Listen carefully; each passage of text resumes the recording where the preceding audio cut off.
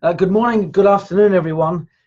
Today I want to talk about a point that I think hopefully will help each of us to do a little better over the next few months and moving forward. The great thing is the skill that I want to emphasize today really is one that can be applied quite quickly. It can help us move forward and get different results quite quickly. It's not complicated, it's not flashy, and there's no spin or trick to it, which is nice. This is just nice and straightforward, simple strategy for change that can help us fairly promptly. It's been said many times, hasn't it, that the enemy of the best is the good.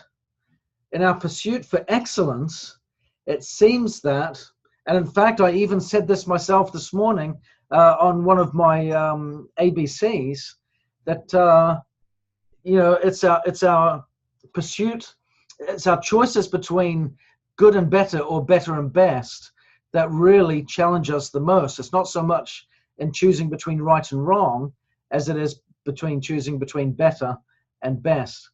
However, if we get too caught up in the pursuit of the best, then maybe we end up finding ourselves in a difficult situation. Maybe as a consequence of pursuing perfectionism in all that we do or in certain aspects of our lives, we'll actually find that we end up dithering and not making progress because everything needs to be in its proper place at the right moment, at the right time, in order for us to move forward. I wonder if anyone relates to that. I know for myself, I've often prided myself in perfectionism and found it to be a virtue or a quality that I thought helped me to succeed and to be ambitious and to be hungry and to be determined. However, there is a careful balance that we need to apply in order to get ourselves to a state where we are making progress versus simply measuring perfection as the key indicator. I think that can be a problem, can't it, if we only measure perfection, because anything less than that is, by nature of that very definition, imperfect and thus a failure. Thus we can do very well and get some very good results, but if it wasn't perfect, if it wasn't exactly as we planned, we can say that it's not good enough, that we weren't good enough, and the consequence of that can be quite discouraging. I want to share, and Michelle Kowalchuk just mentioned that perfection is most certainly not duplicable. That's very true. And Barb was saying, sometimes it can slow us down and our prospects don't feel they can meet our challenge. It's really true, isn't it? I think it's important for us to be able to find an appropriate balance that enables us to move forward. Sometimes we will want to wait because the timing might not feel perfect. Maybe a marketing tool might not feel perfect. Maybe the particular timing of a meeting might not be exactly perfect. Maybe my words in my head might not be exactly perfect. Maybe the people that I want to get in front of are not the ideal candidates and they're not quite perfect yet. And so we hold back, we hold back, we hold back. Or we play and we play and we play, changing a phrase here, changing the melody of the music, so to speak, there, rehashing, working but never actually making progress. I share this because I want to give a challenge out to each of us that regardless of where we're at in the business, regardless of what we've been doing, I believe that we can make some meaningful progress if we put aside the dysfunctionality of perfectionism and instead choose to improve by measuring progress versus that perfection. Let's instead look at doing something that is good versus something that is perfect. Because I believe if we can be consistent in doing good things, over time those good things get better. And over time those better things can become something really quite fantastic. The critical thing is, though, that we have to start and do something good today. And I think that's really important. It was a person by the name of Lin Yutang who said that the wisdom of life consists in the elimination of the non-essentials. as we look at our business today, and I think it's kind of nice as well as we talk on this, on the subject, with it being in the United States, the week where we are celebrating Thanksgiving, I think this certainly becomes a relevant subject, I think. How we eliminate the non-essentials. What are we truly grateful for? What are the things that we can eliminate in our lives? And what are the things that we must, no matter what, have in our lives? I want to share a simple model where we can move from a position of being what is known as the non-essentialist, the person that might be inclined to want to be all things to all people, to say yes to everyone, to be undisciplined in their pursuit of more, to have a life that doesn't necessarily satisfy because they're taking on too much and suffering as a consequence. If we can move from that place to the place of the disciplined essentialist, the person that chooses to do less but chooses to do it better, the person that is disciplined in their pursuit of less, the person that gets a life that truly matters and is valuable because they have chosen the things that matter most and integrated them into their life and eliminated the other things. So let's look at a couple of ways that we can do this. I'm going to share a couple of thoughts, and for context, should you be interested in the acquisition of another book in your library, this book here is called Essentialism, The Disciplined Pursuit of Less. The author is Greg McKeown. This is a New York Times best-selling book. I'm pleased to say, if you don't mind me bragging for just a moment, Greg and I worked together a number of years ago, and he and I are good friends. But Essentialism, The Disciplined Pursuit of Less, he shares here a couple of thoughts about how an essentialist or a non-essentialist thinks, what they do, and then what they get as a consequence. Someone that is a non-essentialist will try to be all things to all people.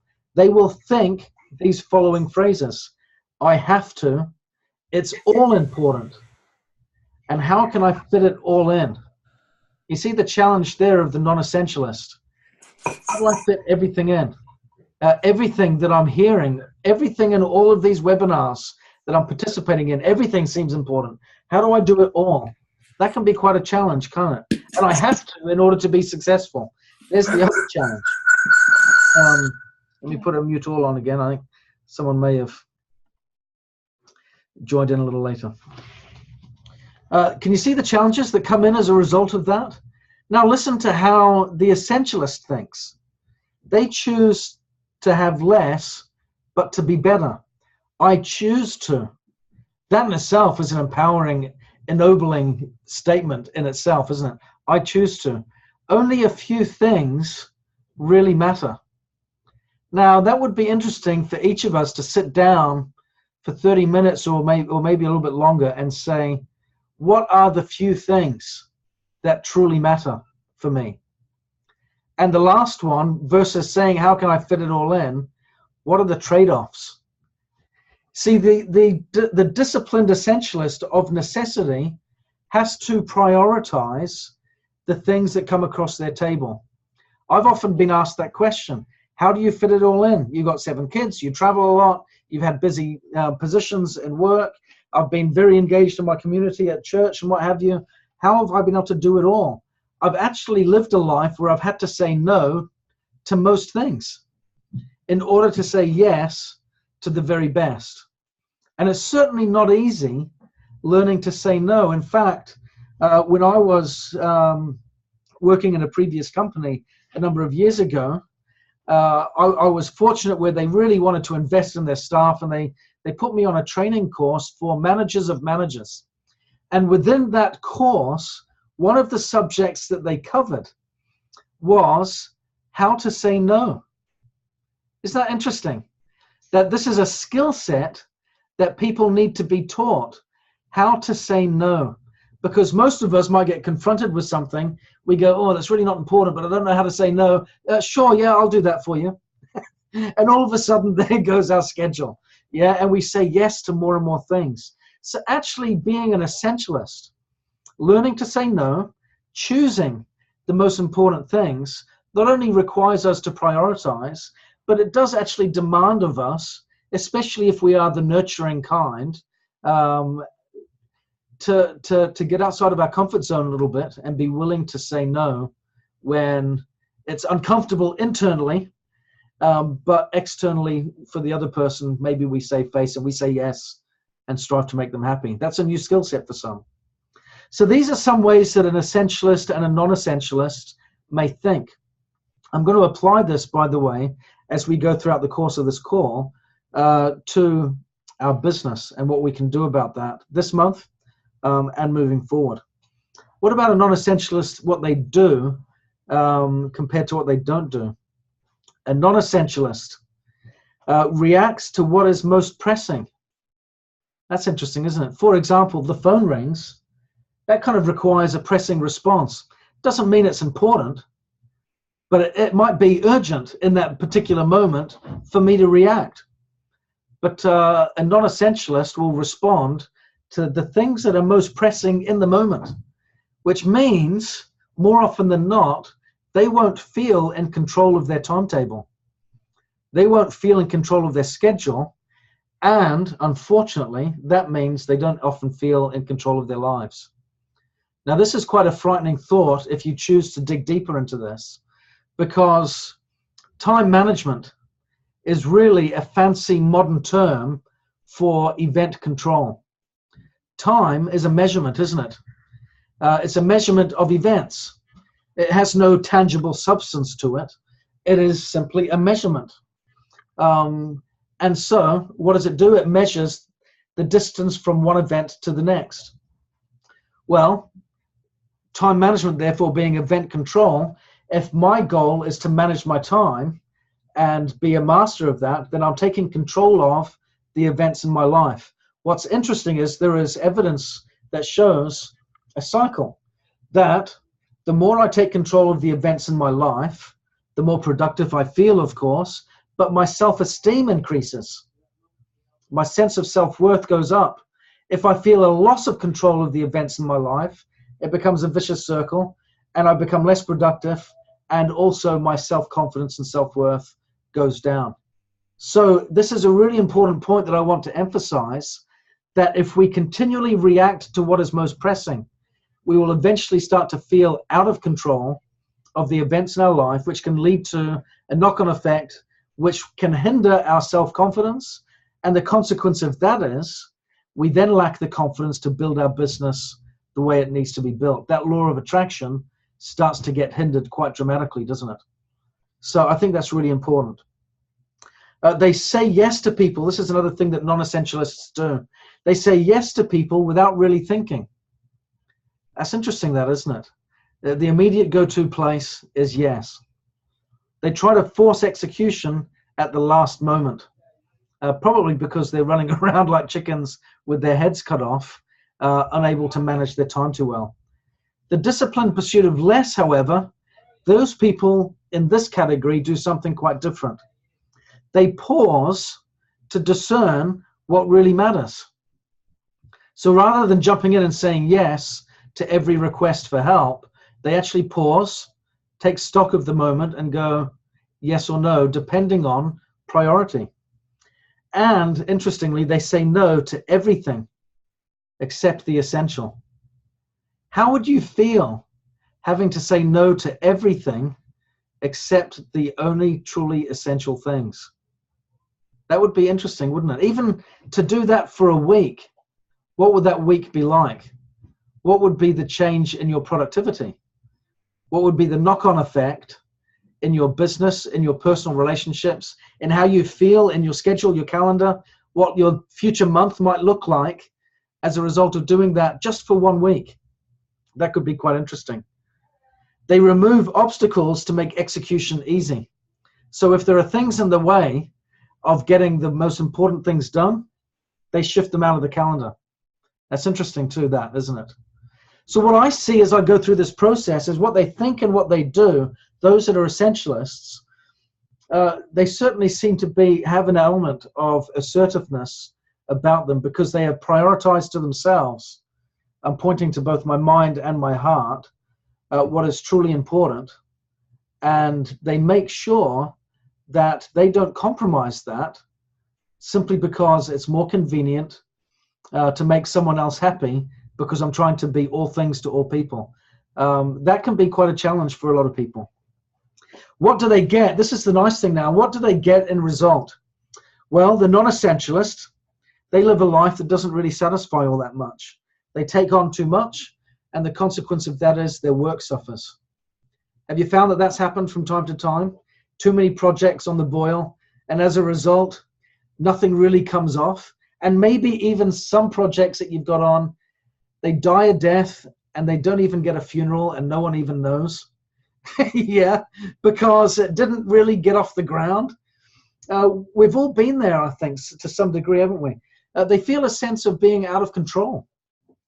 They're unsure of whether the right things got done. That's interesting, isn't it? Did I do the right thing there or not? They just end up in a state of confusion because they haven't been able to prioritize and get things right. The consequence of this, and I think this one is horrible, because this one can be magnified so much nowadays, they end up feeling overwhelmed and exhausted. Yeah, and that's the hard thing. We don't want people coming into NECAN where we're offering them a life in balance only for them to feel overwhelmed and exhausted. What we need to do is help them to prioritize so that they can get the best results in their life and feel the total opposite, which is joy in the journey. Yeah, that's what we want them to feel. But that requires us to help people be, as they join us as our business partners, to be essentialists and prioritize the things that matter most. So what does the life of an essentialist get? They get to live what really matters. They get to choose carefully in order to do great work. I like that. I'd rather have a few key things that were truly phenomenal that I created in my life versus have a load of different things that kind of came off. Do you know what I mean? We don't want that, do we? We want to have some excellence there, but in order to be excellent, we've got to choose to master a few things. We feel a sense of control. And again, like I said, that knock-on effect on self-esteem, I think is significant there, of how we can feel a greater sense of worth when we feel in control of the events in our lives. We get the right things done. And that, I think, always feels good. It may feel uncomfortable to say no to someone in a moment, but afterwards, when you're getting the right things done and your priorities are in the right place and things are starting to succeed and thrive, that feeling is just wonderful. And that's what gets the last point across, is that we start to experience joy in the journey. Now, what brought me about this subject for this week? One simple key indicator. As we look at the business, if we want to measure how we're doing, there are certain things that we can measure to see if we're being effective or not. So as I've gone through these two lists of essentialism and non-essentialism, of discipline and lack thereof, I want us to consider some of the ways that we prioritize our time in NECAN. Again, I'm going to share some statistics that I've shared many times over. 80% of direct sellers, and there's over 100 million in the world, 80% of them will spend less than 10 hours a week in their business. They're just doing a little bit, which means that 10 hours to me has to be very, very well spent in order for each of us to get the best results in our business. If we're not spending that time well, if we're spending that time just doing fluff, then we're going to get off our calls. We're not going to get any change in our business. Our checks aren't going to go up, and we'll be going around in circles wondering what's happening. We need to be sure that we make these 10 hours count. That was what brought me to the subject today. I want our 10 hours to count. So what are some ways that we can measure if I am doing the things that matter most? Here are some things that I think are critical for us to evaluate. Am I actively recruiting new people in my business? Do I have new business partners that are joining? This to me is a key indicator, not just someone that we recruit and they do nothing. Can we help them get started? Can we help them know what to do in order to be effective? Yeah. Signing someone up who does nothing is work for work's sake. We want results. Yeah. Every commission earned in NECAN comes as the result of a product sold. So if we're gathering customers, we're doing it with the intent of providing a service to them where they can purchase NECAN products. They get the good service from us, and we get the retail profit in return. It's a win-win relationship. And it's been proven again, time and time again, that if you want to have good, strong, long-term relationships, then they must be win-win. They can't be win-lose. In NECAN, we can have win-win throughout the course of our whole experience. When we gather new customers, if we introduce them to products that can make a difference for them, it's a win for them. We can sell it at retail profit. We get at the retail price, and we get a retail profit. It's a win for us. It's mutually beneficial, and that can keep that relationship going strong for many years to come. Our business partners that we bring in, as we recruit them and help them to be effective, then we can help them to earn money. It's a win for them. And if they're earning money and they're succeeding, then it'll be a win for you. I sat down with some dear friends of mine in the UK business, going through some of their plans for this month in their striving to rank advanced to gold. In the planning session that we had, it was clearly identified by everyone on the call that the best way to do that was to help certain people in their business rank advanced to silver. Their focus, in order to improve their business and their life, was actually being manifest in the helping of someone else to improve their life. This is a great way that we can really build our business. Again, helping others to succeed sees us succeed in return. That, again, is a long-term win-win solution. So I think we've got some serious things to consider tonight, this morning, this afternoon. One, are the things that I'm doing with my time in NECAN the most important things? Have I prioritized? Have I said no to everything apart from the most important things? Am I saying, this is the worst thing, am I saying no to the important things because I need to say yes to all the little things? There's too many little things that are going on. Sometimes I see that happen where the total opposite takes place, and all of the less important get prioritized, and all of the most important get flushed out the window. What a frightening situation that is, because then people are busy building their business, but certainly not getting the results that they would like to have. So, in conclusion, as we embrace this week of Thanksgiving in the United States, I loved it when I was in the US and we got to celebrate Thanksgiving. I wish it was a global celebration. What a wonderful principle to have, and a thing to embrace in our calendars as a matter of course, every year, ideally every month, every week, every day. But as we look to what we're thankful for, I believe that is one way that we can identify what our priorities truly are. I really believe that when we identify what is most precious to us in that spirit of gratitude, that we start to identify what the priorities should be in our life, and we can make shift according to that place. I want to read out a couple of the comments here. Nancy said, one of my favorite sayings about this concept is when you say no to what is not on your goal path, then you get to say yes to what you are called to do and your purpose. I like that. And John Edgell said, that's right, Ben, it's like a cascade. Teamwork, momentum, all pulling together towards month-end objectives and targets. It really does work that way, doesn't it? If we all work together with that shared common list of priorities, a lot of good can happen with some significant momentum as a result. But I want to finally, just like end on that point. What are the key indicators for our business? I'll tell you this one thing, as much as I love doing webinars, attending a webinar is not a priority thing. They help, they have their place, they are important, and I certainly don't say this so that you go, sweet, I'll jump off this next week and do something else. That's not the objective. These always have their purpose and their place.